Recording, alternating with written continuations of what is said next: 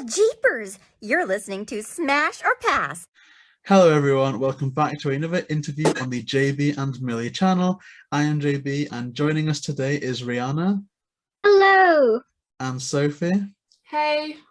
And as our special guest interviewing today, we have Bob Bergen. Hey! So thank you so much for joining us today. I admit I am very starstruck, so I apologize if I fumble over my words. Don't be starstruck. Number one, number two. That is one mighty mic. I mean, that's a huge mic. It's the super mic. I used to try and like hide it, but now I'm kind of just showing off its size a bit for the people watching. No, the only thing that would make that better is if it made martinis. But that's an awesome looking mic. Thank you so much. That's amazing, and I love your heads. Oh well, thank you. They're all. Do you recognize any of them? And most of them are old time actors. You know, I can't say. Yeah, you're probably too young to know who any of them are. But let's see if I can do this backwards. That's Anthony Hopkins. Yeah. And that's Alfred Hitchcock. And that's Jack Nicholson. Mm-hmm. And that's Vincent Price, and that's Buster Keaton. And I got lots more up there that you won't even know who any of them are because you're babies, you're youngsters.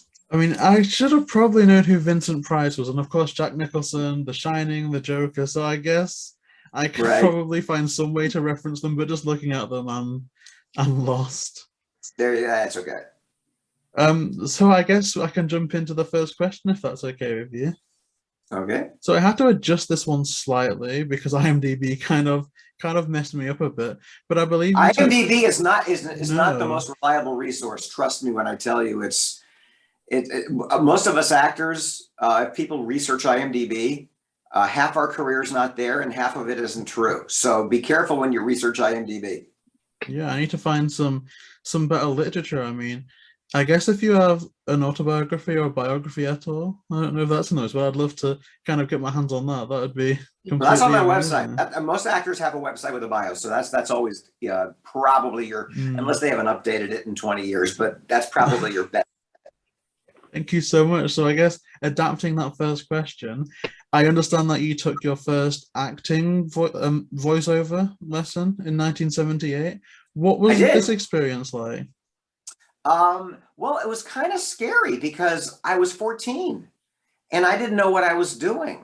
And there was a trade magazine called Dramalog in Los Angeles. And that's where everybody who taught advertised. I just picked somebody.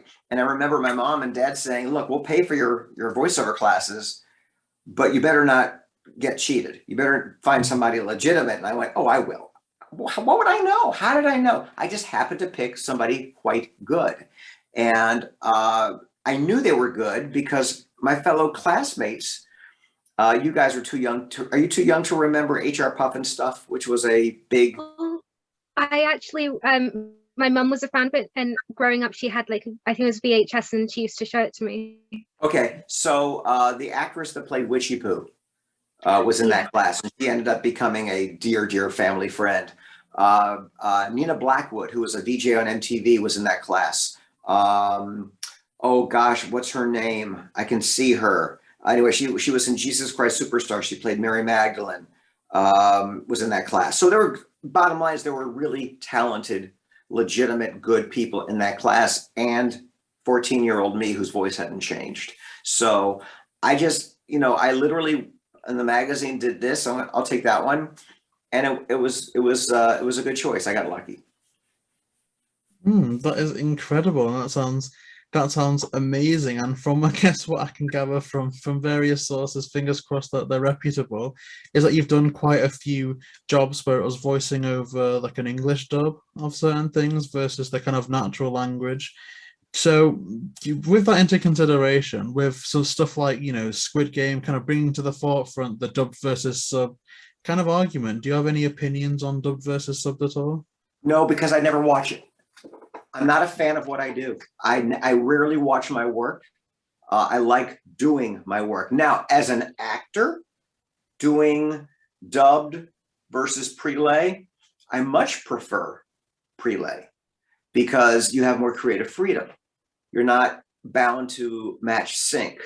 You're not married to the words. You can have a little more freedom and they animate to you.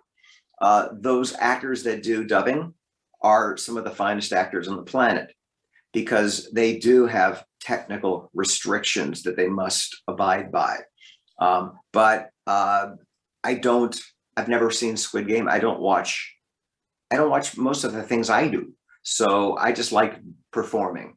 And from an artistic point of view, I much prefer prelay. Also because dubbing doesn't pay as well, and it should pay better because it's harder to do.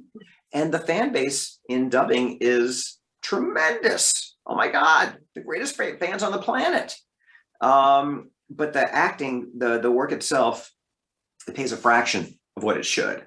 And that's kind of a beef with me, but you know, the content today is really good. You know, the writing today and everything is just so good. Thank you.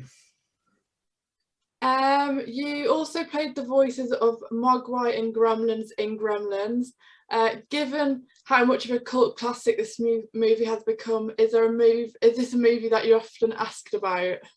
Sure, but it's also I think one of my only, if not the only, credit with my real name, because I had to change my name because somebody had my name in SAG.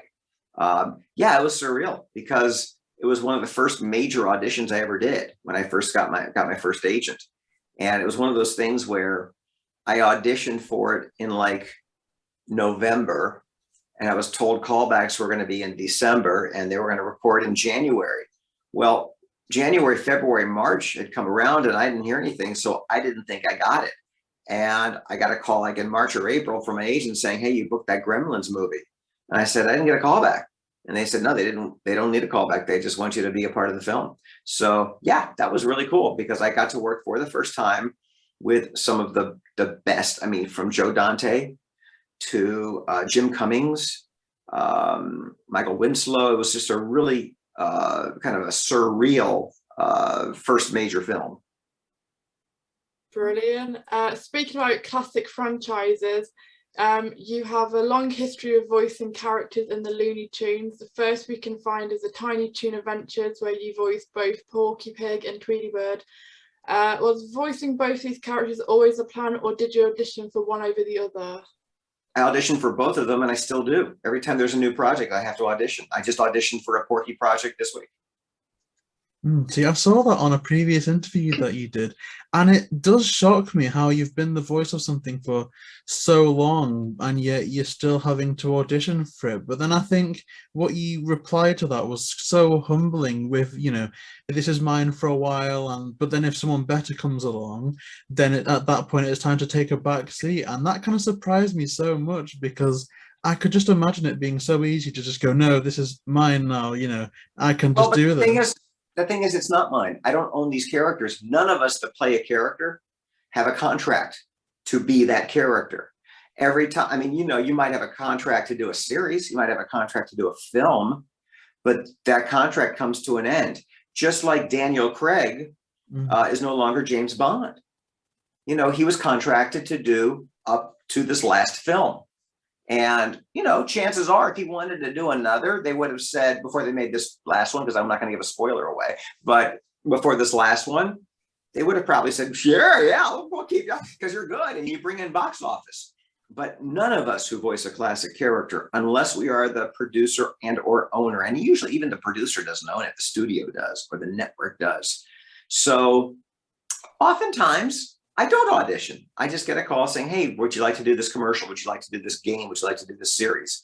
But if it's a brand new producer who has the right to hold auditions, wants to see who else is out there, you know, but what's interesting is sometimes it's the same producer I've already worked for, but they have the right to do that. And, you know, early on in my career, I found it a little jarring, a little concerning, but after a while, you just got to go, hey, and by the way, I mean, I have a feeling I'll be doing Porky again for different things. I have a feeling that somebody else will as well as time goes on. But if I never do them again, I got to look back and go, that was a fun 32 years. I can't complain. Why would I complain about that? Oh, wow. That's really interesting. And, you know, playing a character for so long as well. I mean, growing up, you were the voice of Porky Pig for me and like my whole childhood. And Like, I'm the same as JayBee. I'm completely starstruck with today because you're an absolute legend. And I guess sticking more onto Looney Tunes side of things, a notable addition to your Looney Tunes characters came in the form of Marvin the Martian, and you started, started in 1996, I believe, for the movie Space Jam. And given the difference between the sound of Marvin and both Porky and Tweety, what was it like to change between multiple voices at the same movie? I don't think we did multiple characters in any given session. And you're talking a long time ago. So I don't remember specifics, but I do remember, you know, we recorded the movie out of sequence, just like they shoot an on-camera movie out of sequence. You record the voiceover out of sequence. So maybe one morning we were doing the basketball game where Marvin was in the game. And then the next day we were doing something a little bit earlier in the film where maybe Michael Jordan, you know, crash lands into Looney Tunes world, and Porky says, "Can I have your John Hancock, sir?" So you never know what order they're going to record, but in the script, none of these characters had back and forth dialogue. Now we do in television all the time. But that's what makes a pro. Somebody who can do that without thinking, flawlessly, without blending voices. Well, that's what we're trained to do. You know, that's what we do for a living. I can't dance, guys. I can't sing opera. But this sort of thing, this I can do in my sleep. Thank you for that. And, you know, as you said, it was definitely a while ago. So it's okay if like you don't remember specifics about this, but so Space Jam was a hybrid between live action and animated, much like Looney Tunes Back in Action and everything, which also features yourself in as Porky. So the sequence where you appear is very meta and includes notable scenes such as Casey Kasem, Shaggy grilling Matthew Lillard for their performances and things like that. Were there any other concepts for your role as Porky in this scene that got changed or cut? Not that I know of. Not that I know of. I mean, I think I recorded Tweety for the film too, but when I went to see it, I wasn't Tweety. Other than that, I don't remember. Porky had a tiny little cameo, and it was like a scene at the commissary. As far as I know, that's all I did for the film.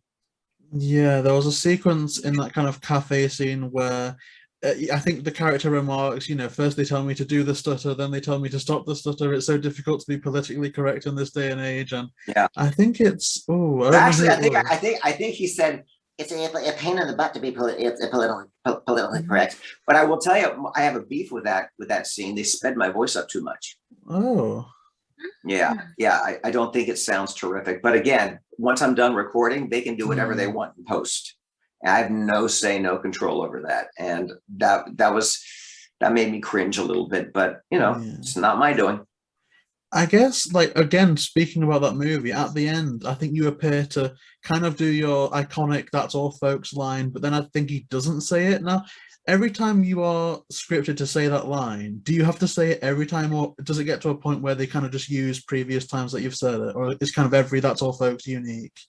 Well, first of all, that was my favorite "that's all folks," because he didn't say "that's all folks." The lights kept turning off, and then he eventually said, "Go home, folks," or something like that. Yeah.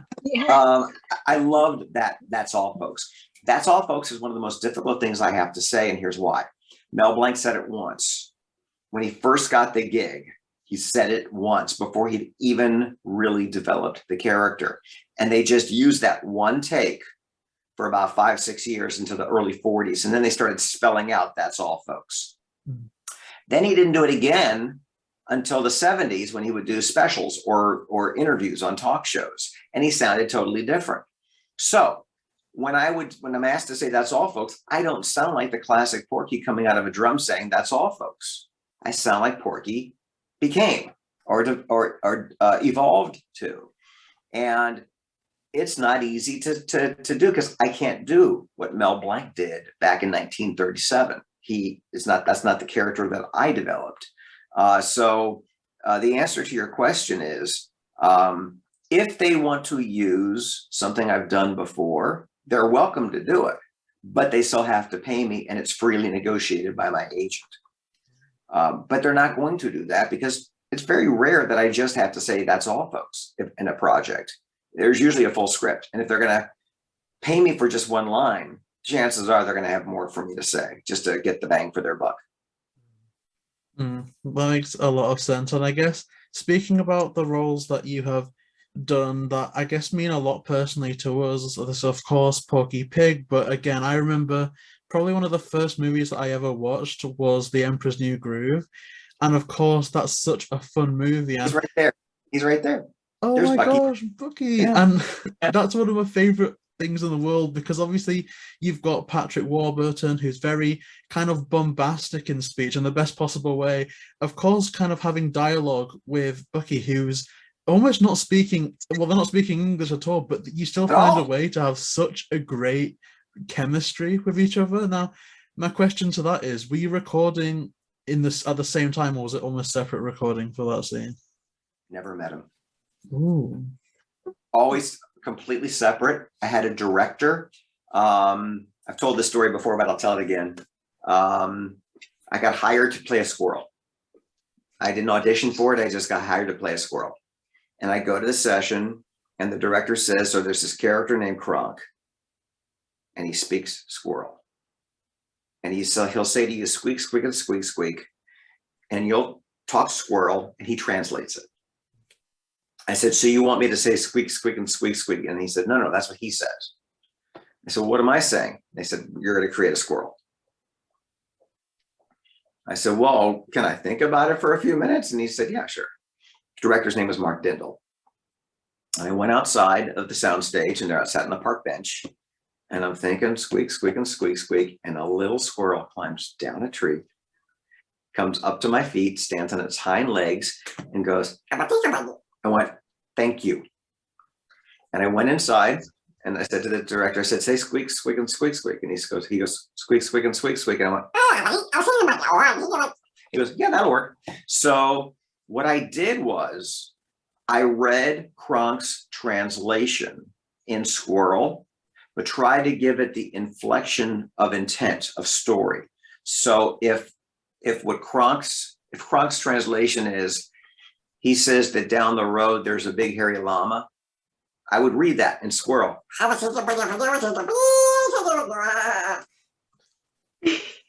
So that's pretty much all I did. And I did one day on the film and they tested it with an audience and they really liked this squirrel. So they wrote more stuff for me and they brought me back a second day and they brought me back a third day. And then we did a sequel called called Kronk's New Groove. And then we did 3 years in a series called The Emperor's New School. But that all came from one day you're playing a squirrel. And me saying, what does that mean? And you never know what's going to happen when you get a job, what's going to happen, what's going to evolve from that just one day that became pretty cool. I mean, thank you so much for that, because I do apologize. I find it so difficult to remain professional in these situations, because if there's one thing interviewing people on here that I actively do not do on a principle, and that's like kind of that whole thing of, oh, please can you do this voice, or please can you do that voice, because yeah, but you can't treat professionals like performing monkeys. Yeah, but that's what we do. I mean, I've played professional monkeys at times. I mean, what? It's not like I'm a proctologist and you're asking me to demonstrate that. Okay, I mean. This is what we do for a living. So if we didn't like what we did, and if we weren't used to being asked to do it, please, I mean, come on. We make funny voices. We play characters that, if we're fortunate to be successful, that are memorable to people, and people are touched by them. And by the way, I never knew anybody saw anything I did until the internet or fan convention. How would I know? I go to work, I make a funny voice.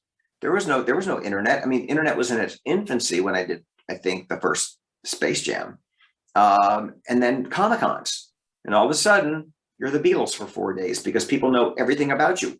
And it's on one hand, surreal, on one hand, creepy, on one hand, so incredibly flattering that people care that much. But I mean, we've talked about this, my fellow voice actors and I, during the early days of fan conventions. Who knew? People knew who we were. And then add the internet to that, and they know everything. They know more than we do. Because I always tell people that people will ask me specific questions like you did about, what was it like recording all three characters in Space Jam in 1995. It was a long time ago. So I always compare it to a builder, a house builder. You might remember building a house, but you're not going to remember every shingle. You're not going to remember every doorknob. You're going to remember the finished product, but you're not going to remember every day that you installed gutters. But that's what a voice actor's day is like. You might be doing, like we're doing 200 Looney Tunes shorts for HBO Max. I'm not going to, I'll see one. I'll go, I don't have any recollection of ever recording that, but I know that's my voice. I said, we went to the 20th anniversary screening of Space Jam a few years ago. And I sat next to Dee Baker, who played Daffy Duck in the film. And I turned to Dee and I said, I hear my voice. I know that's me. I have no memory of ever recording that scene. And Dee's like, I don't either. That's just, but again, it's a day in the life of an actor. I guess, like you say, like with you not liking to watch what you've been involved in, I suppose it must just be so different almost, because if you're recording for that day or for that, maybe 2 sessions, I guess then to encounter people such as us that have like watched one like movie on repeat since we were 5 years old and then till now being in our 20s, I guess it must almost seem surreal from that respect. But one thing that I love about that is talking about your various interactions with other voice actors. And one thing that I did see is that you've attended some awards like the Annie Awards. What are these types of events like for you? That's where I met Patrick Warburton.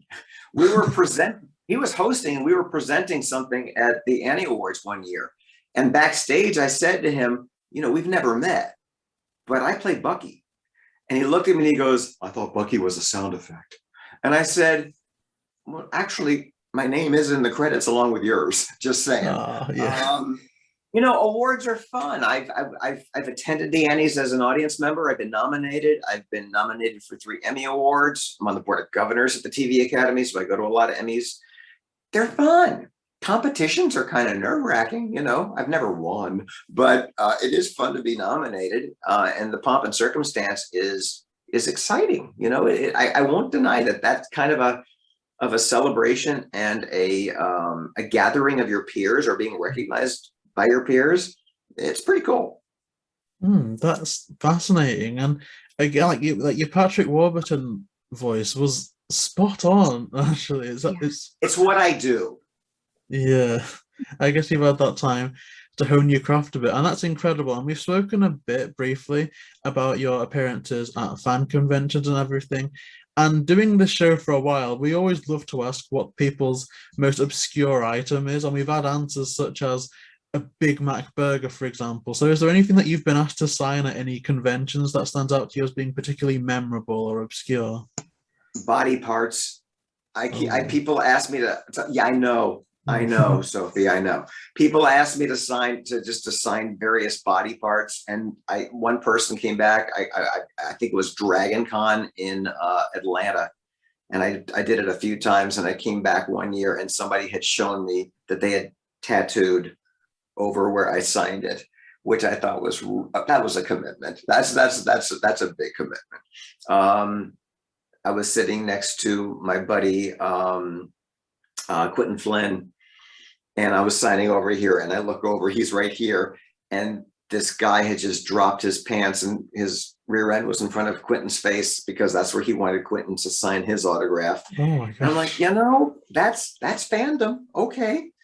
And when the guy left, I turned to Quentin and I said, he'll never see it. I mean, how will he even know that that's there other than he felt the felt marker, And, fortunately he wasn't hairy, so I guess he had a nice smooth surface.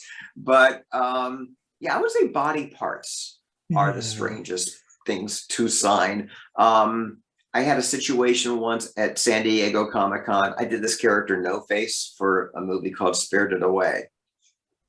He's right here too. Oh my God. And this giant No Face was wandering the exhibit hall.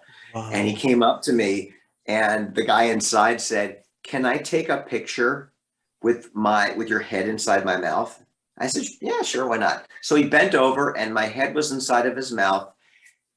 Costumes on the second or third day of Comic-Con don't smell good. Oh. And he was real sweaty, and it just smelled like he hadn't showered in 3 days. He got stuck, and he couldn't stand up, and he was sweating all over me, and I had a panel to go to. And by the time he released me, I kind of smelled like a combination of old onions and feet. And it was, I apologized to people. I said, "Don't come up to me. I reek. I'm sorry." And my shirt was soaked, and I couldn't even go back and change and shower because I was late for a panel. Yeah, fan conventions. Now, again, I have no complaints because I happened to do something that justified somebody interested enough to sweat on me. But you know, that this is, I guess, something that goes with the territory. Yes, every once in a while you're going to get a little gamey. I mean, just that alone, I need to have like a moment where I'm just analyzing your setup there, because Spirited Away is one of my favorite movies of all time, and so I just can't believe it. Like, I guess before I lose any sense of professionality I've got, I should probably stop talking. Yeah, carrying on with the fandom, a couple of years ago you reviewed impressions that people had done of your characters. Is there a character that you didn't voice that you personally loved doing impressions of? That's a good question. No one's ever asked me that before. You know, I mean, I like Popeye. I like Yogi Bear. I've auditioned for these characters in the past. I didn't book them. You know, I would say 99% of what I do on a daily basis is audition for something new. You know, so that to me is really fun, because nobody's there to tell you, here's what you have to sound like. They might have specs, like I'm doing a game this week where I'm playing this very interesting Southern sort of character.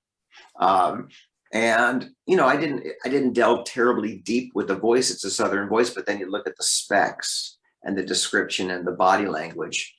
And the guy he was just like this. So when you do this with your body, all of a sudden the voice changes. So I'm kind of not answering your question, but I kind of am. When you have to do an impression, everybody has a right to judge. Everybody has an ear where they go, that's not quite close. Or, yeah, other people are better. When it's original, nobody can say, that's not quite close. They may not book you because they want something else. They want something different. But they can't judge you because you're not dead on, because you created it. Yeah, that's really interesting. Continuing with the Vanity Fair review, it shows that you have inspired so many people. Did any of the people you reviewed in this video ever reach out to you personally or get further advice from you? Couple. I just did a private workshop with one of them.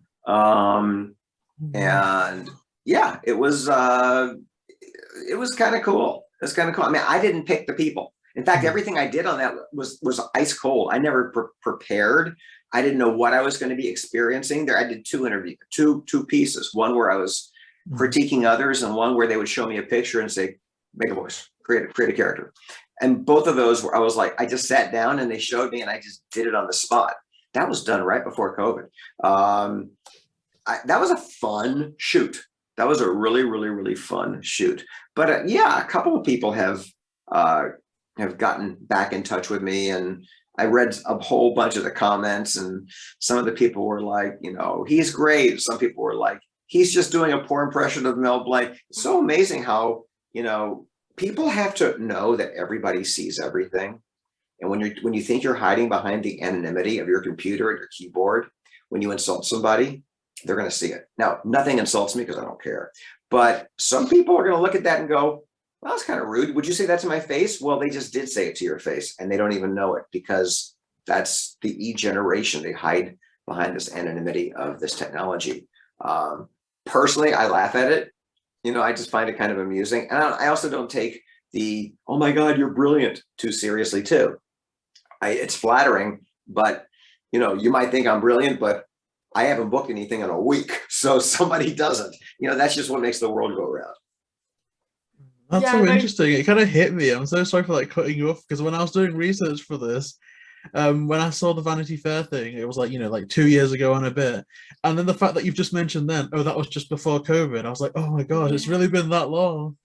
It's It so was. weird. Or I think we did it like in February, and COVID lockdown was in March. I think it was like in February. And I think it came out during COVID. So yeah, that was feels like a lifetime ago, but so much has happened with COVID. Yeah. Your advice in the video itself was masterful. Would mentoring or coaching aspiring voice talent be something you'd be interested in? I've been teaching for 37 years. Right, yeah. So it's not that I'm interested, I do it. See, that's a kind of interesting to me, because I know, again, researching this, I watched a few of your other interviews, and one of the things, again, is how quickly it was to adapt to COVID. You know, how you had a home studio set up beforehand and how easy that was. Is any of your teaching done online, certainly through COVID, or is it all teaching in a physical place? 100% online, which I never did before COVID, because I always felt as a teacher, I need that in-person one-on-one. And my in-person classes, which I've been doing forever, it had a 4-year wait list when COVID hit. And I had to stop the last class in the middle because COVID hit. We couldn't get together. And then a few months later, I had people saying, would you coach on Zoom? I'm like, I'll try it, but if I suck, I'm giving you your money back. And I found I really enjoyed it. I will never go back to in-person teaching. I have no desire to. I can do it right here where we are doing this. I only do 1 or 2 a week, if that, because I'm pretty busy. And that's all I kind of want to commit to. And even my privates has a good 2-year wait list now. So, but I love it. I enjoy, I'm honest with students. I don't sugarcoat. I push them beyond their comfort zone, because if I didn't, they'd be wasting their money. Sometimes people want to just sit and talk about business. Tell me about the business. What's a demo? Do I need an agent? Tell me what I need to do to even start studying this. And some people will just call me up and say, hey, listen, I've got a call back for a Disney cartoon. Can you coach me? Sure. Yeah, if my schedule allows. But I don't know if I'm ever gonna coach again in person. You know, my own class, I may fly out of town to do a class if somebody wants me to do that. As far as work goes, we never recorded animation in our home studios. Commercials have been recorded in home studios, audiobooks, e-learning, animation was always at the studio. And when COVID hit, those of us who were smart had to convert our studios, our home studio. In fact, I'll show it to you. If you there's that box right there, that's where I work. That's my little. Wow. I spend hours a day in that booth. And I'm not technical. I'm not smart when it comes to technology. I'm an idiot. But if I can do it, anybody can. I was up and ready to go within a couple of weeks. And because I don't have to get on the freeway and drive between sessions or auditions, I can work more during the day. This has been the busiest 2 years of my career with COVID because of that. I don't see us ever going back in studio if we don't want to.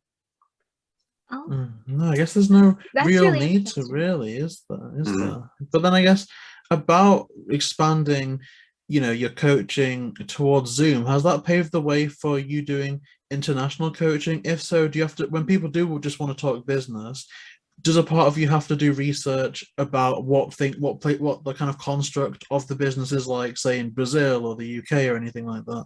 It's a good question. I have one repeat student in London that I will coach. In fact, bless her heart, you know, she was like, hey, this audition just came in. Can I coach with you? I'm like, we have a time difference. I can't do it on your. Yeah, I mean, but here's the thing. I rely on them to let me know about their market. I don't know their market. I know creating characters. So I probably won't give business advice to somebody outside the LA market, or the States rather, because it's not my place to. I will tell them, look, I can help you work on characters. I can really help you delve deeper into original characters, script analysis. But when it comes to marketing and the business of a business in your market, I won't even venture. It's not my place to. That makes sense. And I guess also because one thing that I think is I feel like it's a bit of a blessing in disguise with COVID, because where so much has had to move online, I feel like it opens up for especially voice acting more markets, because you can record at home, then send off, so you can possibly reach the international market a bit better. I will say this. People are saying, hey, now there's COVID and home recording, anybody can do cartoons anywhere. Yeah, probably not. And here's why. I mean, maybe, but look, an agent and a casting director, where 99% of the cast and the crew and the writers are in LA, why would they take a risk on somebody in even New York, let alone London, when they've got people here who are good, reliable, brilliant, and available? Now, if somebody anywhere is like the next Frank Welker or the next Candy Milo or D. Bradley Baker, they're going to work with them. Trust me. Not everybody's that good. I'll tell you what is happening. People who live in LA who are, busy working actors are going, I can move back home to my family in Houston. I can move back to Boston. I can move back to Colorado. And they are, because, right now California's kind of, So I'm seeing that a lot. And if you happen to move somewhere where the time zones aren't as convenient, then it's up to you to either wake up early or stay up late to deal with the schedule of the staff of the production. That definitely makes sense, because I know I wake up or I go to bed really late because I do acting classes online through Zoom, and they're based in LA. So I try and adjust I think my time schedule with like sleep and everything is pretty much suited to like the American style now. Well, so I'll be awake until 3 a.m. That's really opened up a lot of things. And, there are some wonderful acting and improv classes in LA, New York, and Chicago. Unless you lived there, you couldn't take them, and now you can. I mean, that's one thing that really has opened up, opportunity to people anywhere, as long as they're willing to adjust their body clock to the classes. Definitely.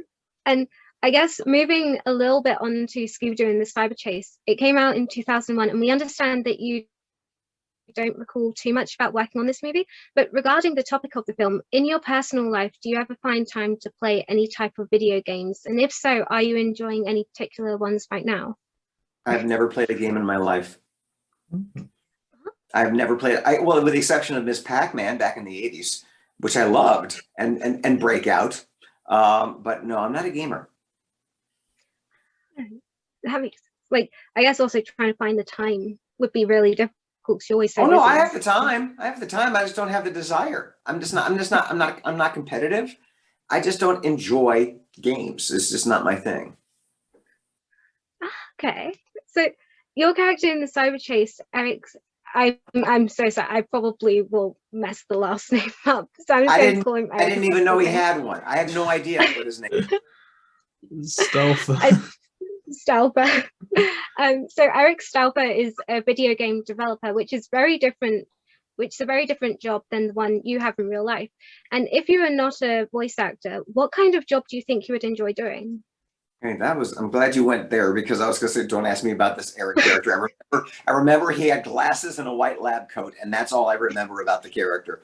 I would probably be a psychologist. I think I'd be a psychologist. I think I was going to say, or a school teacher, but I think a psychologist. Or it might be a chef. I don't know. But I think psychologist. I think you'd be quite good at psychology. When taking on characters, you have to kind of get in the mindset to adjust and everything. That's really interesting. Yeah. And and coaching in some ways. You're an acting teacher. You're a hand holder. You're a therapist. There's tough love involved. If you're really good, you're honest. but you never push your students to a point where they're afraid to try again. You know, you want them to feel safe to keep trying, but you want to call them on their mistakes and their excuses. And I have no problem doing that. But, you know, a therapist has to do the same thing, but they also have to, you know, they've got to be educated. I'm not an educated therapist. I'm not even an educated teacher. I just kind of fell into it. I had no desire to do it, and I just fell into it, and I just found I was good at it, and I enjoyed it. I tried to teach commercial voiceover once, and it was a 6-week class, and in 3 weeks into the class, I gave everybody a refund and bought them pizza because I was terrible. Oh. I was so bad at teaching commercial voiceover. I guess one question that I've got for you that's kind of on like the wider Scooby universe is that I understand that one person that you looked up to or that you approached on your journey of becoming an actor was Casey Kasem. Were you ever a fan of their portrayal as Shaggy and Scooby-Doo at all? Is that something that you watched growing up? Oh yeah, I mean, I was 5 when Scooby-Doo, Where Are You debuted, and you know, I wouldn't call myself a fan of Casey. I enjoyed his work. He was also Robin in Batman and Robin, which is basically Shaggy with confidence. You know, it was like Casey had a couple of voices. Casey got me my first agent, and he got me my first agent based on a relationship my parents had with a friend who knew him, and had Casey send me an autographed picture. You want to see it? Hang on. Yes, Yeah, hang on. Oh wow! Can you see the picture? Oh, Above yeah. the Porky picture of Casey Kasem. That's Yeah. incredible. So that was sent to me. It says, "To Bob, keep reaching for the stars, Casey Kasem," and that was sent to me as a high school graduation gift. Wow. And I sent him a thank you note, and I said, "By the way, I want your job. I want to do what you do." And I put my phone number, and he called me up. And he asked me all kinds of business questions. You know, do you have an agent? Do you have a demo? I said, no, got nothing. So he said, look, make me a homemade demo of as many voices as you can do. That demo is on my website if you want to take a listen to it. It's just a cheap little tape recorder, you know, handheld tape recorder. He gave it to his agent. His agent signed me, and I didn't realize that I happened to sign my first time around with the top agent in voiceover, who also represented Mel Blanc and June Foray and Orson Welles and, you know, Paul Winchell and some of these just amazing legends in the world of acting and voiceover. So I got really lucky really, really early on. And he was doing a radio show called America's Top 40 back then. And I stopped off at his studio and I dropped off a bottle of wine as a thank you. And he let me and my mom watch him do a show. He was very sweet, but I only met him one more time in my life after that. I went to a charity event at his house. We weren't buddies. You know, I can't say that we were like, you know, lifelong pals. He was just influential in getting my career going.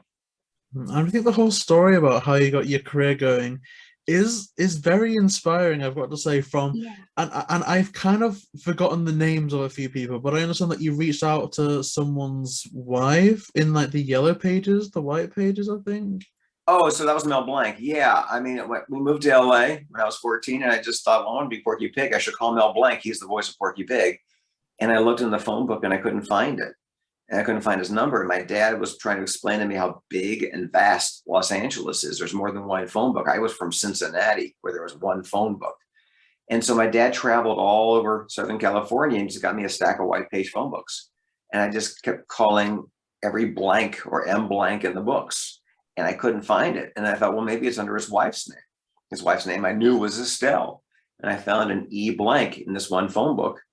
And I called him. And that was him. Yeah. And I taped the conversation, which is also on my website.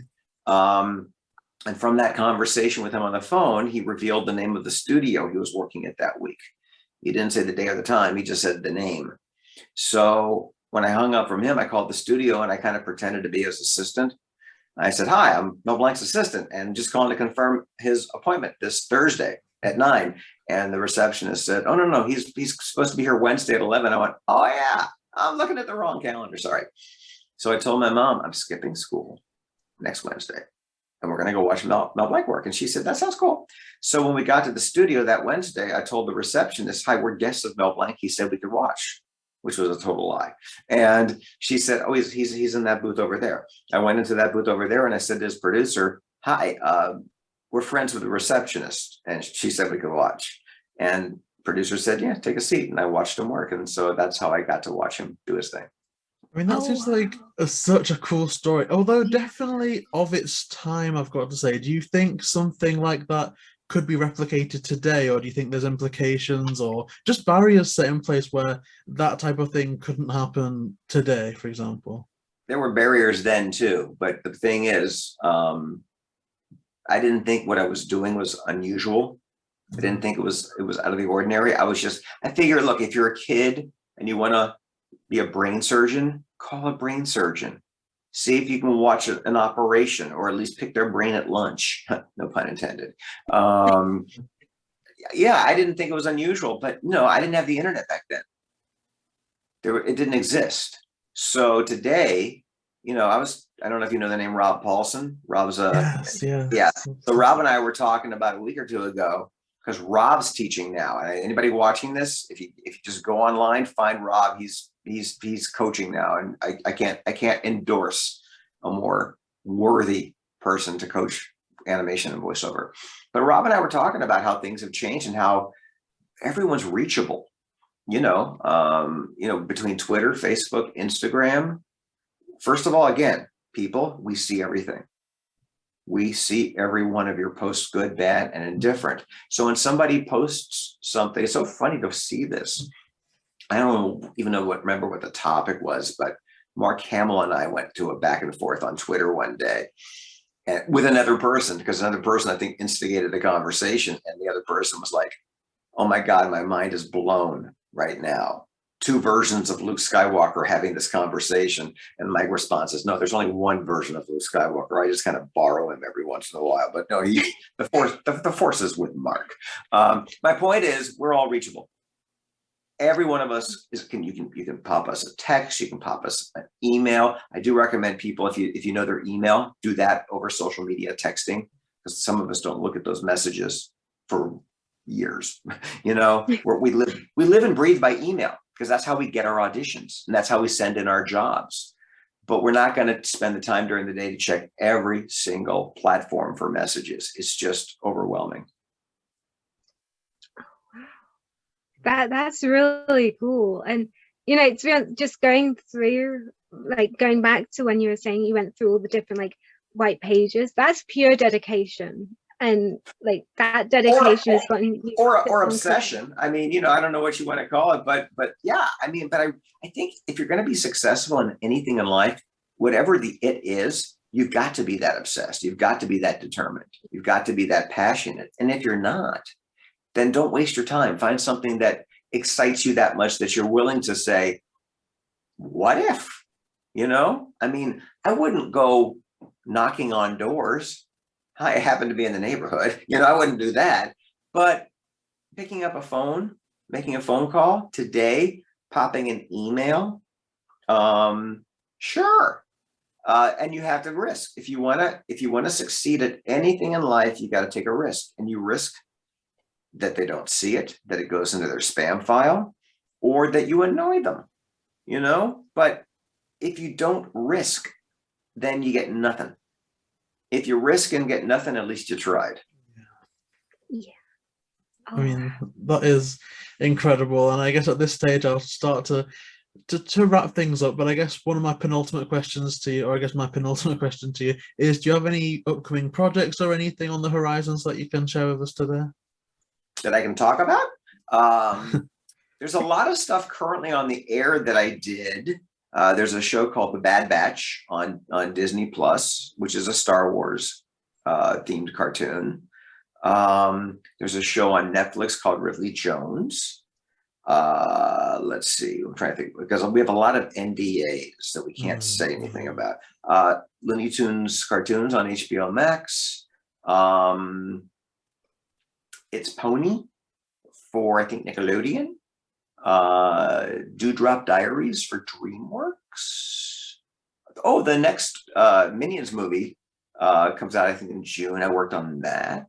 I have a lot of things I'm doing right now that I can't talk about. I do have a Marvel game that I recorded this year where I play Winter Soldier, Oh, which I've played several times. But and the Bad Batch, Winter Soldier, they're brooding. They're not wacky zany. You know, people know me for like Looney Tunes and whatnot, or like, you know, squirrels that don't speak English. But Clone Wars, I play Lama Su, and Bad Batch, I play Lama Su. It was very evil and very cold and very calculating. Ridley Jones, I play Mr. Peabody, who runs a museum and he does not like children. I'm trying to think. I think for It's Pony, I played an old guy, some Uncle Doodah. I forget what his name was. Yeah, you know, again, it's just every day's different. That's the nice thing about what we do. You can't get bored doing what we do because it's something different every single day. and I suppose to kind of ask, because obviously this started with me making a bit of a mistake, perhaps being too reliant on the dreaded IMDb. So I guess for people that want to stay up to date with your work in a correct fashion, where are the best places online to keep up with them? Well, they can go to IMDb, just don't necessarily trust what you read. Yeah. IMDb, and I've gotten work from this credit, it has me on a show called Sabrina. I never auditioned for that show, but it has me listed as a series regular. Oh, bless them. So Instagram is great, bergen.bob. Twitter, it's at Bob Bergen. Facebook, I'm easy to find. You know, just you'll find me. That's good, and I'll make sure to leave as many of them in the description as I can find. And I suppose that concludes our interview today. Thank you so much for being on, and you've been so generous with your time, and just speaking to you has been like, it's been a manifestation of a dream coming true. So thank you so much for that. That is incredible. Well, I appreciate that, and thank you for the compliment. Are you guys all voice actors? I am not. I don't think Sophie is, but Rhianna's an actor in training at the moment. Cool. Yeah. Just have fun. Just enjoy it. You're young. The world's in front of you. Thank you so much. That is incredible. And I guess to everyone watching this, thank you so much for tuning into another JayBee and Millie interview. You can get Rhianna's social links in the description as well, including Sophie, who runs such an awesome art page, which we can't recommend enough. So yeah, if you do want to see some of that, then please like, comment, and subscribe to JayBee and Millie, and we'll see you next time.